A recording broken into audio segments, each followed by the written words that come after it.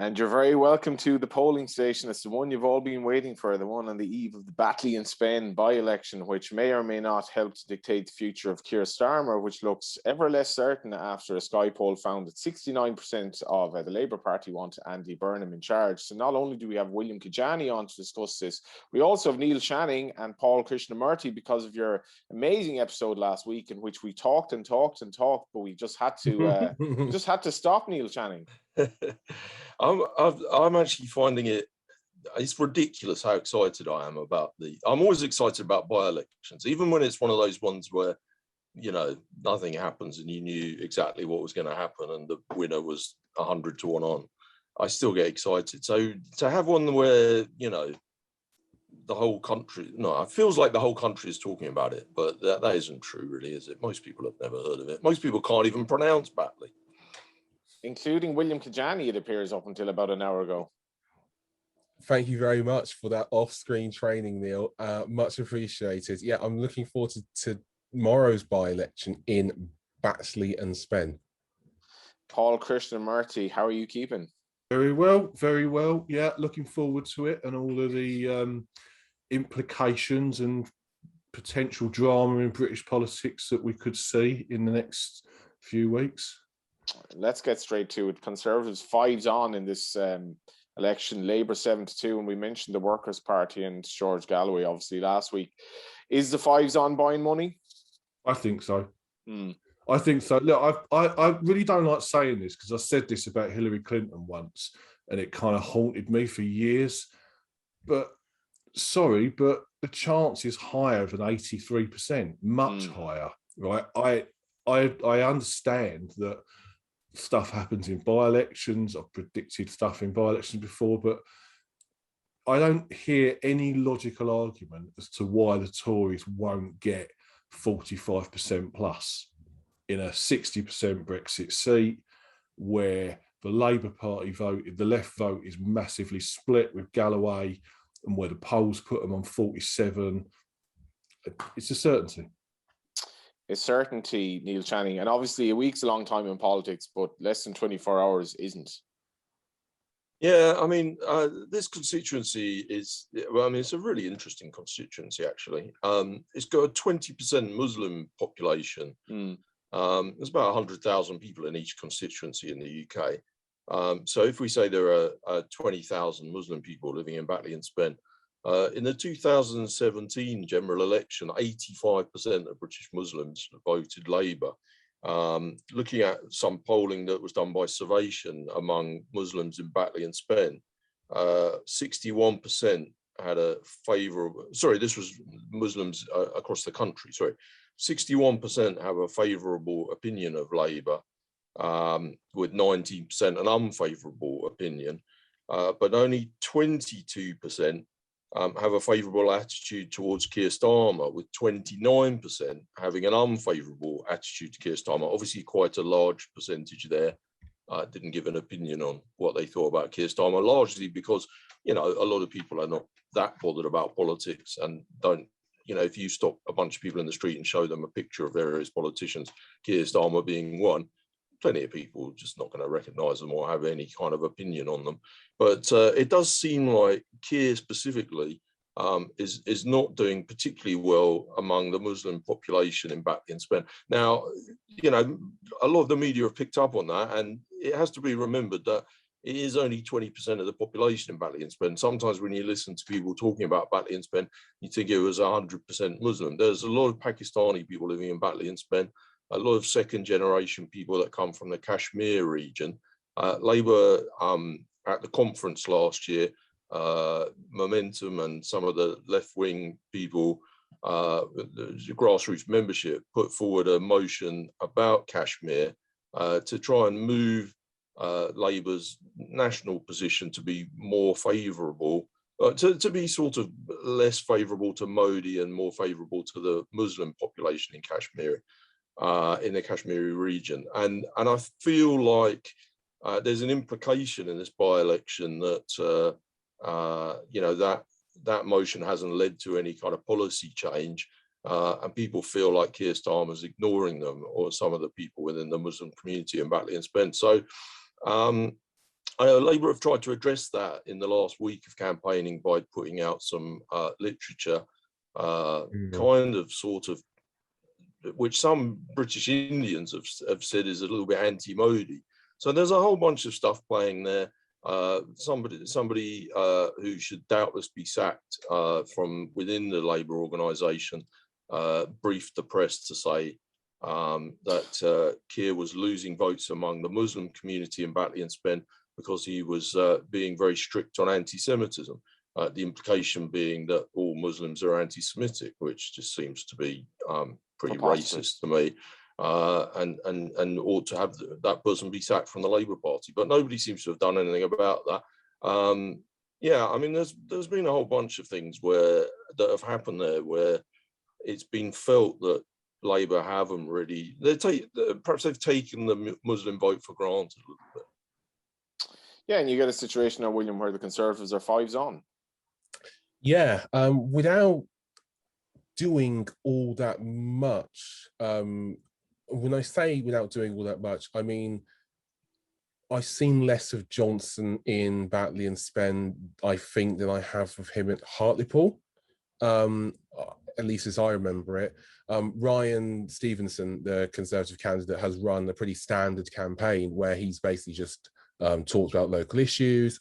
He's used a very effective tagline of attacking Labour councillors for local government underperformance, which is something that has really worked for the Tories in recent times. And it all seems to be working, basically staying as far above the fray as possible. And it's been an exceptionally ugly campaign, and one which I think has exposed a lot of really grim views within the Labour Party. I mean, I read the piece where the Labour official that Neil's referring to made that claim, and I've also seen it made by a certain political professor unashamedly in the last week or so. And we've all seen those very ugly images of Kim Ledbetter being chased by, I believe, agitators who didn't live within the constituency, who came to badger her. So it's been all very grim, and it's all mainly been on what I will describe broadly as the Labour side of things, because Labour and the party seem to be affected. And, you know, nothing is, you know, done until it's done. But I am inclined to agree pretty heavily with Paul that I think the Tories will win reasonably comfortably. I don't see them not taking the seat. That guy that came in from Birmingham, he's like an anti-LGBT campaigner.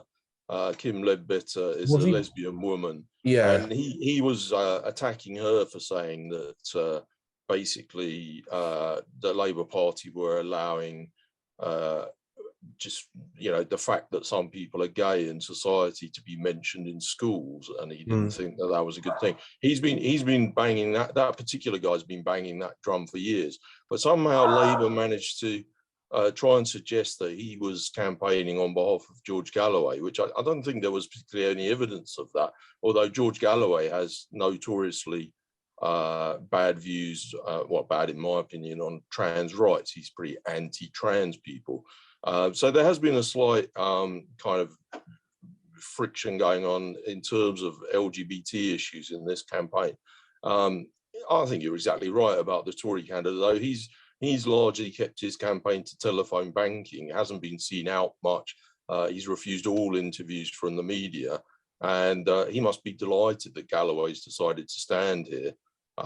You know, there are just 2 wards within the constituency that are very strongly Muslim population, and Galloway's concentrated exclusively on those 2 wards. If those 2 wards have the 20,000 Muslim population pretty much in them, and Galloway focuses on those, even if this constituency has a 50% turnout, which might even be less than that for the by-election, it's not hard to see George Galloway getting 4,000 to 5,000 votes.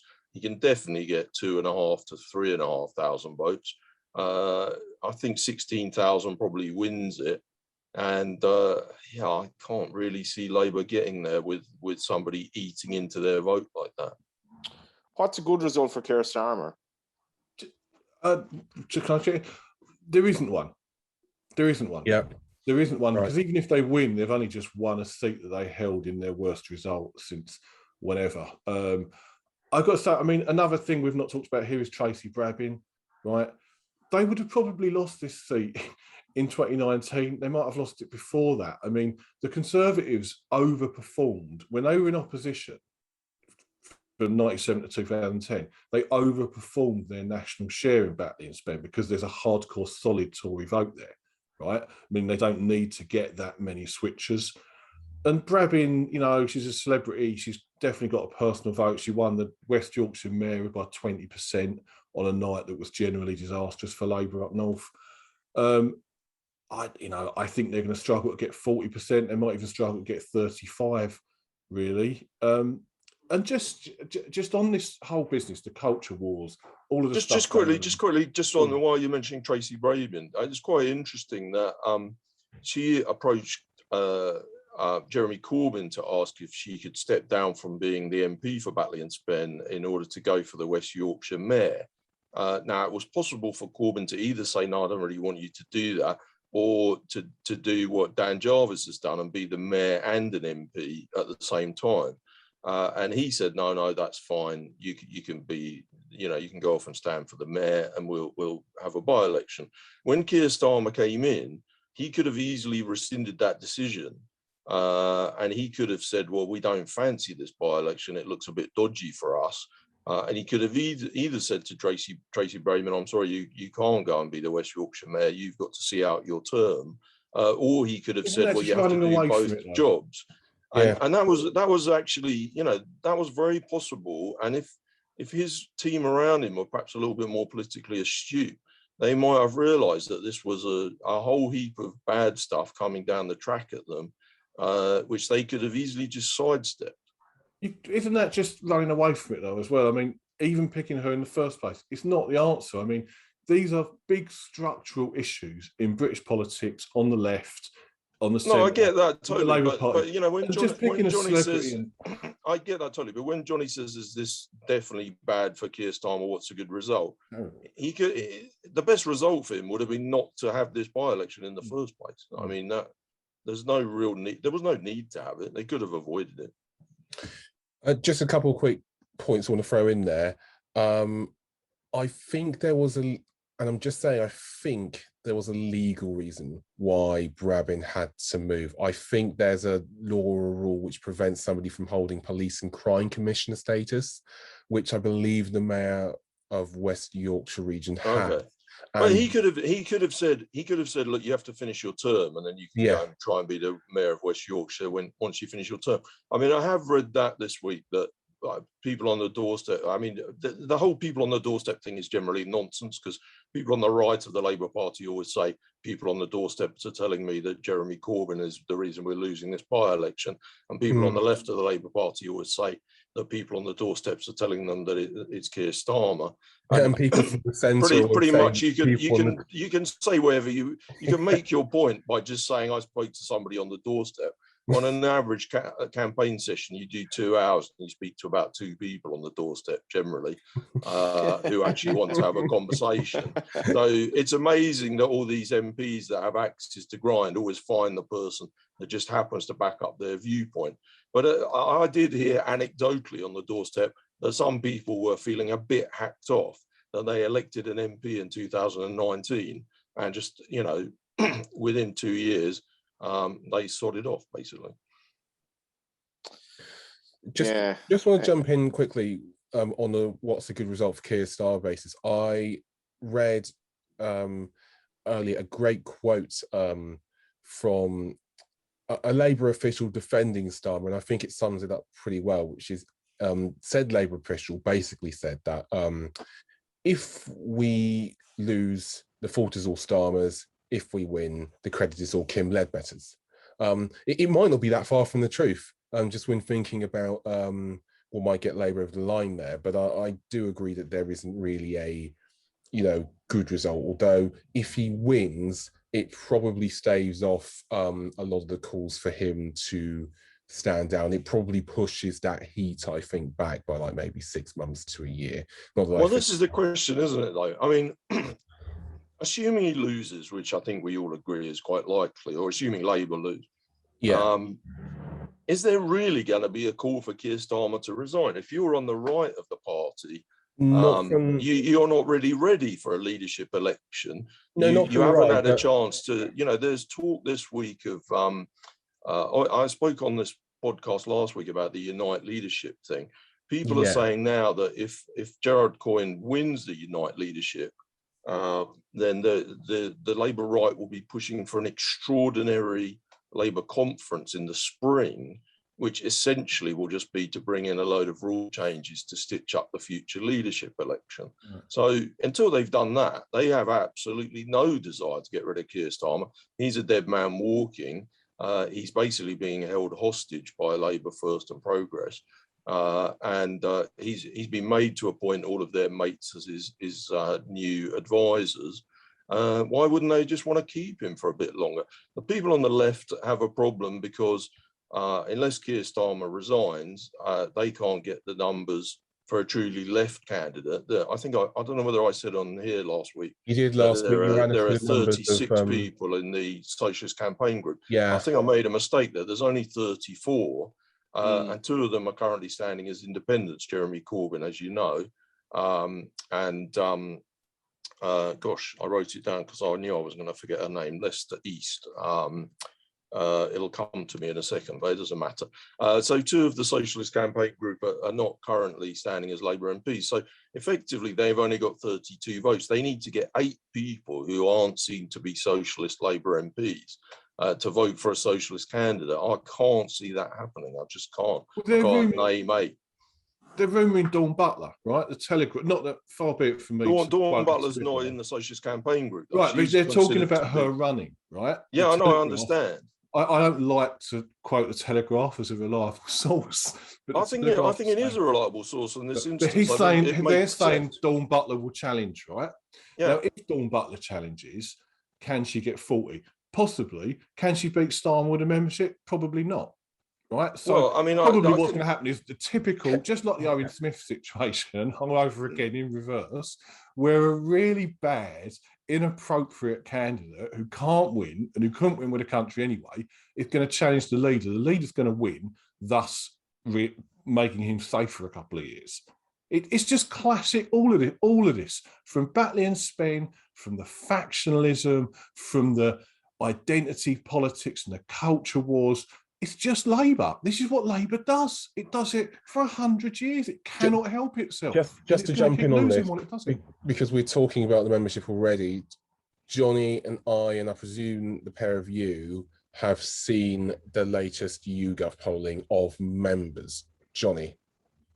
Indeed, and it doesn't make for particularly good reading. So this was as of 11 a.m. this morning. As of 11 a.m. this morning. And we're talking 69% would prefer the Manchester Metro Mayor to the present incumbent, even though he's not an MP. Grim findings for Sir Keir include 4 in 10 Labour members wanting him to stand down if he loses the by-election tomorrow, which he obviously will.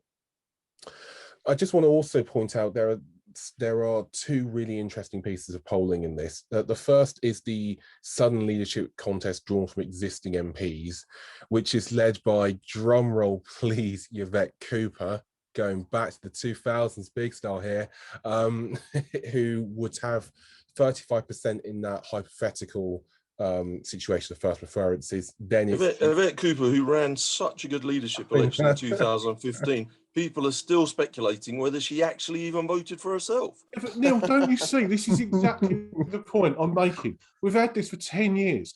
Bottom line, 35% of people who pay their money to join the Labour Party and they're entitled to their opinion like her. A large number of people who pay their money to the Labour Party and are entitled to their opinion think Corbyn is the answer. Or whoever, right? And ultimately, they've got nothing in common. They disagree about everything. They can pick a fight over anything. The Tories could literally destroy the rule of law, sell the country off to Vladimir Putin, and Labour would be going, no, but this faction here has got a different position on Palestine. How can we possibly talk to that person? It's not grown-up politics. It's just like fantasy opposition politics.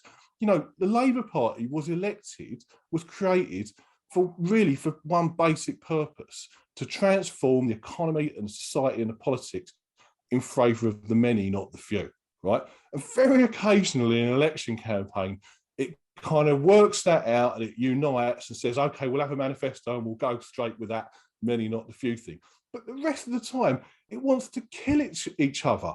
I think it was Simon Hoggard, the Guardian columnist, who once described it as something like a crucible of hate, the Labour Party. The only thing you could guarantee about the Labour Party in Parliament was they hated each other more than they hated the rest of the other parties. That's where we are. But it obviously needs a very, very strong leader then. Oh, or Jesus. It needs Jesus Christ or Barack Obama or somebody. And like Burnham, I mean, I think Burnham's the one. I think he's the best, probably bet they've got going forward, but problematic.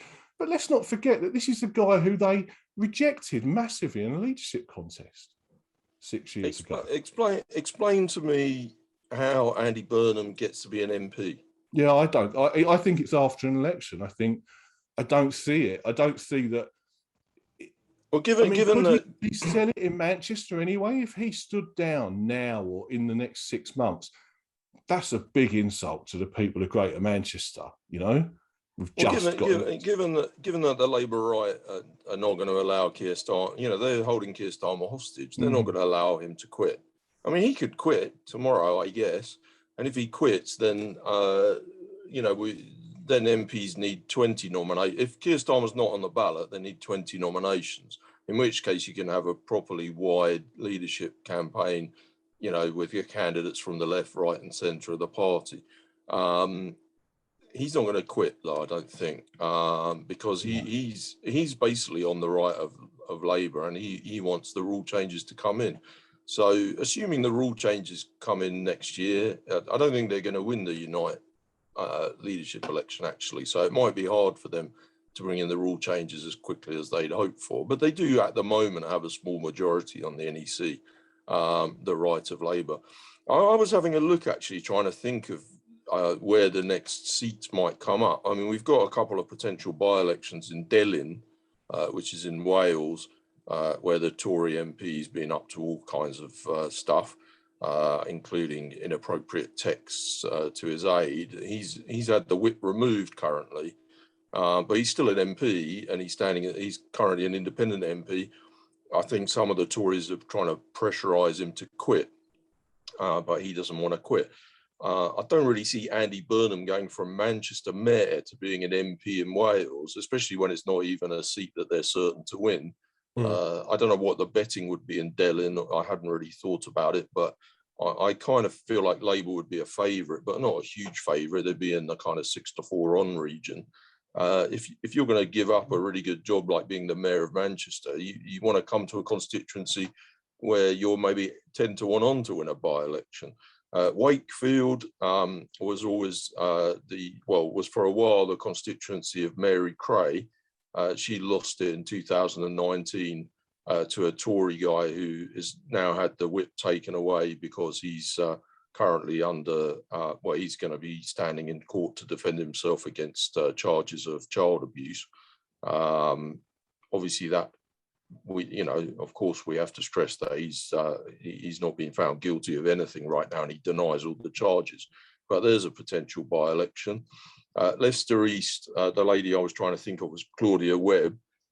She's had her court case deferred because of some problem with the barrister until September, but she's up in court and she's been made an independent at the moment. That's quite a safe seat.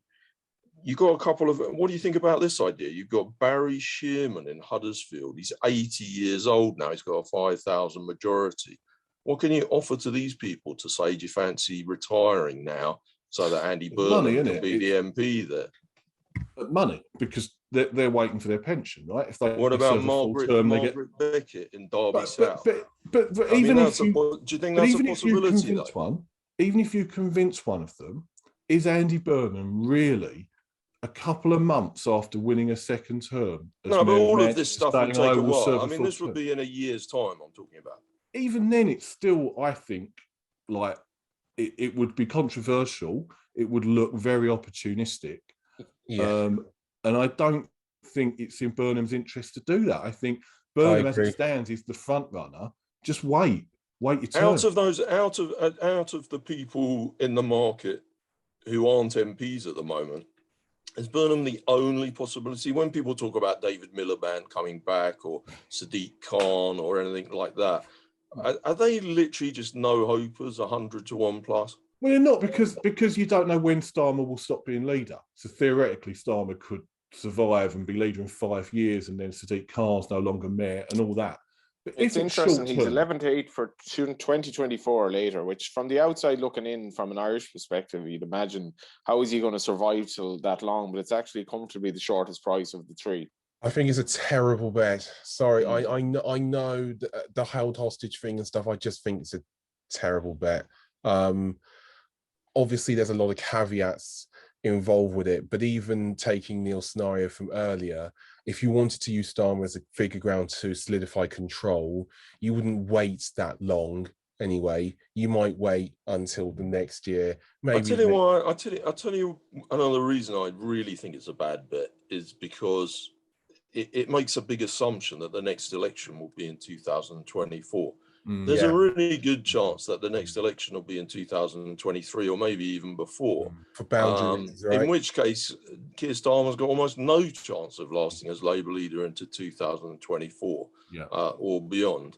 I hadn't realised actually until quite recently that if the law changes on the boundaries, which is, it was in the Queen's speech and it's likely to happen within the next 18 months, the next general election can still be fought on the current boundaries as long as it's done in 23 or earlier.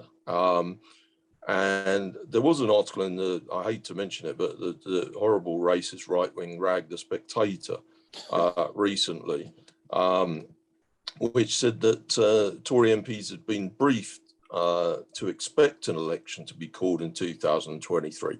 Now, obviously, generally the boundary changes are going to make things worse for Labour and better for the Tories. But there's still a few Tory MPs that are going to be sweating about the new boundary changes. They're going to feel like personally it's going to be bad for them. And obviously the whips and whatever have to try and control those kind of feelings. So to tell them, look, don't worry, there's going to be an election in 2023, so you don't have to worry about it. You can vote through these boundary changes, is good party management by the Tories. But, they wouldn't tell them it for nothing. There is a good chance that they just say, we're doing all right in the polls. Let's have a go for an election. Yeah, where's the incentive to wait till 2024, right? If you are well ahead in the polls and you're looking at getting a majority, it's going to give you another 5 years. Why would you wait? Why take the risk that something might happen? Well, plus, if you're standing against Keir Starmer, who's obviously doing so badly, if you can get to fight an election against him as opposed to fighting an election potentially against Andy Burnham, who could easily be way more popular in the country. You just don't know. You might as well get through it. Yeah. I'm all over 2023 for that. I've backed that 6 to 1, 7 to 1 down. Still, I think the two things are very correlated, though. The Starmer leadership, the Starmer leaves office date is very correlated to the year of the next election, for sure. Yes, but that Starmer, so going to the Starmer leave date. I mean, the beauty of 2023 at those sort of prices, 4 to 1, is you've got two ways of doing it. I mean, 2021 has been matched at 3.2 or something on Betfair, so ridiculously short already, right? Just on rumours, just on speculation. Now, if we're saying we don't think Starmer's going to be in any better a position in 2023, then you've got two ways. Either the Tories call that early election and you get the resignation, or you get the panic where the speculation is Labour have got to do something, or they're definitely going to lose the election next year. And I think that one way or another, that price is going to trade sub 2 to 1 in 2023. Is there also a suggestion, you just look at the Hancock kind of mess last week, that the Conservatives will combust in some shape or form in the next year or so? I think they could, and it wouldn't matter. By now. Well, I did say that to you last week. What do you want to happen, Johnny? I mean, at the end of the day, we can draw you a list of 30 things that the Tories have done that some people have suggested, oh, that's it, they're finished now. And then a new poll comes in and they're up another 2 points. Why have one disgrace when you can have 2 dozen? This jam. Why have one scandal when you can have 2 dozen? Yeah, I get back to my previous, like, unsuccessful bids to get AC13 started, right? Which is that I do not believe that the Conservative Party at any point in the last 11 years has been popular. Not longer. In fact, I wonder if the Conservative Party, any time since Thatcher, has been popular, right? It is winning because it isn't the Labour Party. Because the Labour Party, to a very large number of people, it's very popular with over 65. Spread around the country. Hugely popular with over 65. And they vote. Well, that doesn't mean they're popular, though. They can be saying it's between the Tories and Labour and we hate Labour, right? Not that many people go out and join the Conservative Party. Not that many people really defend their corner on social media. They're just, it's a case of status quo. And I don't know about that. I think if you look at a sort of broad grouping of white older males, you know, you get a lot of people that are just like that. Boris Johnson, he looks like a laugh. I could go to the pub with him. I think he's pretty popular with those kind of people. Right. And ask those people in a separate question, never mind who you'll vote for, do you think they're corrupt? Do you think they're on your side? Do you think they'll deliver? Do you think that these things they talk about, like immigration, they're going to actually deliver? They never. But we've had years, you know, we've had years. They don't trust the opposition. One of the most common things to come out of focus groups in the last 10 years is politicians are all the same. Yeah. What have they ever done for us? You know, they're not on our side. And that's politicians of all parties. That's just been a common sort of grinding away, undermining of confidence in politics. That just longer than 10 years. Just so before we wrap up as well, sorry, Paul, go ahead. Good. So my point there is that's the general opinion of the country. And if the political system stays as it is, then yeah, it's very predictable. That's what's going to happen. But if somebody actually tries to remake it with a new social movement, with a new cross-party way of doing politics, right? As has happened in many of the countries who have been hit by Russian interference and such forth, right? Where a new coalition. I can't believe. Did anyone else have 26 minutes before Paul mentioned that it was all down to Putin? We need an over. I bought at 8. I cracked it. The new health secretary. There was a fascinating article on Sajid in the Financial Times during the week, and his role. You're talking the SAG now, aren't you? SAG, right? Let's go with that. I'm just looking at the. I'm going to bleep that in edit. The next permanent Conservative leader, he's 18s, Rishi Sunak is 2s. Andy Burnham is 5-2 for the next permanent Labour leader, with Rayner at 11-2. What sort of job is the SAG going to do? I mean, I guess it's not. It's a bit of a hand grenade, isn't it? Coming in as the health secretary in a way, because any of the kind of positives you get from the successful vaccine program. That'll all be down to, you know, the marvellous NHS and isn't Boris brilliant? And any cock-ups that come from now on are going to be down to you if there's further waves. I mean, Johnson apparently has always been leaning towards his kind of, you know, extreme backbench anti-lockdown people. And Sajid Javid's been one of those people, so it's definitely a move towards the Hawks and away from the Doves, I guess. Yeah, I just think the same thing's going to carry on one way or another, and it's all about contracts. It's all about privatising public services and selling the contracts. That's the big. And I mean, look. Let's talk about Hancock a minute, right? And what happened there. Like, I'm not going to defend Matt Hancock in any sense whatsoever. But that was a political assassination. It's in plain sight. When have you ever seen, in any of our lives, when have you ever seen in cameras inside a minister's office? Never, right? This is so against the law. But of course, the Sun newspaper do this a week after the Daniel Morgan inquiry, demonstrates exactly what the Sun newspaper is, exactly what the Murdoch operation is. And of course, we know that Cummings has spent, Cummings of the Russian background and the Dmitry Firtash links, has spent a month trying to kill Hancock. And this happens. Now, we've got to actually get to a point and say this isn't politics as usual, right? There are forces, very, very sinister things happening in British politics that have happened in many other countries. Until we acknowledge that, this is just going to carry on. And yeah, you'd have to defend Keir Starmer as well for immediately jumping to his defence in terms of the privacy that, you know, it was a disgraceful thing for anyone to be exposed of, and it has to be said. Absolutely. Just, it's criminal, right? I mean, I'm sure that is against the law to have CCTV cameras inside Parliament, inside the House of Parliament, or inside a minister's office, and that being sold to the press. That's got to be illegal. Oh, I don't know what else we got this week, William. Nothing else for this week, but I just wanted to actually end with a question, because we haven't had any discussion on this candidate, and I do think she's interesting for the next Labour leader. Rosanna Allin-Khan at 14s. I'm just intrigued. What are your opinions? Well, she's very much on the right of the party. She was Sadiq Khan's protege. She took over his constituency when he became mayor.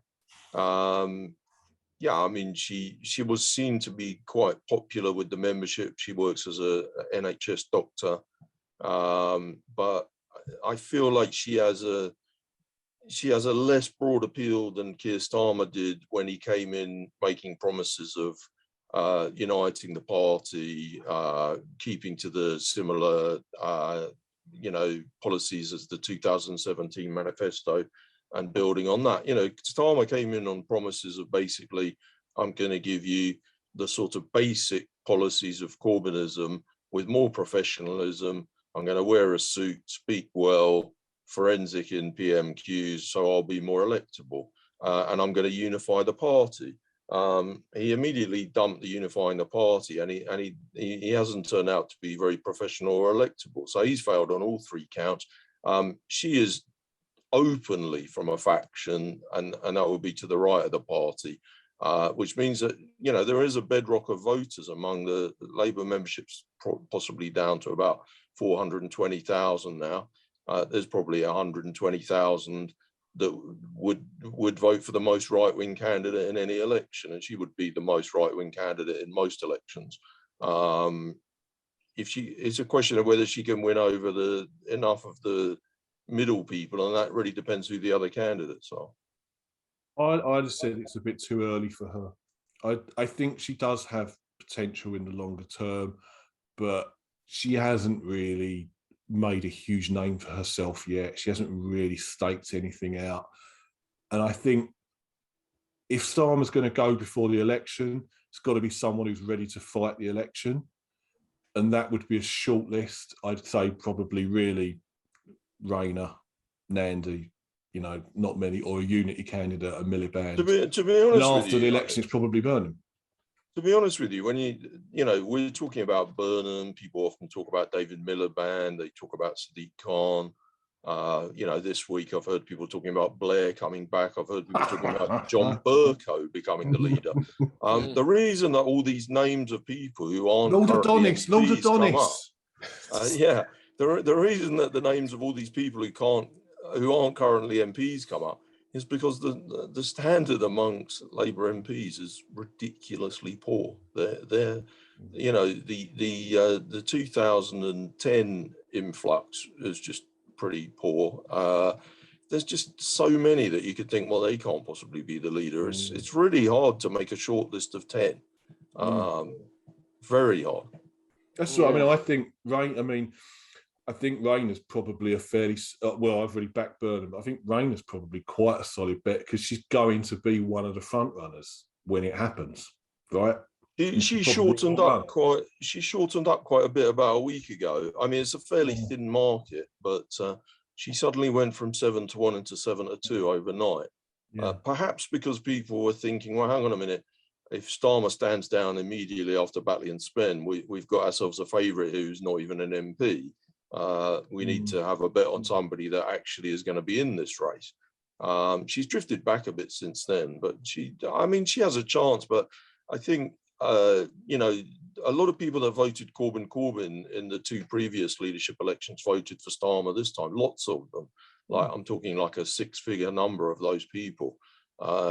They're feeling pretty burnt by now. They feel like they were lied to, that they had promises made to them that Starmer had no intention of keeping.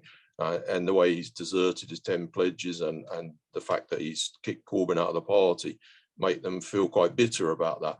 Now, I know Rayner and Starmer are not big friends at the moment, but a lot of people would say, well, she's just the same. You know, she's a bit two-faced and she'll lie to us. So I think a lot of people on the left, and there are quite a lot of them still in the party. There's probably 100,000 that would be, you know, people that voted for Rebecca Long Bailey last time. I don't see those people voting for Angela Rayner. But they might not get a candidate to vote for, you know. I mean, they would vote for Dawn Butler because, you know, they don't really have many choices. I speak to a lot of those kind of people, and most of them would say to you, Andy Burnham's not really left-wing enough for me, but he would do. I wouldn't mind him. He'd be quite a good leader. They don't say that about Angela Rayner. I hope that answers your question. And that was the polling station. Enjoy the Batley and Spen by-election. And lads, it's been amazing to have you on again. Obviously, William Kedjanyi, Paul Krishnamurty, and Neil Channing. Thank you for coming on, lads. Thank you. Always. And we shall be back with the polling station next week.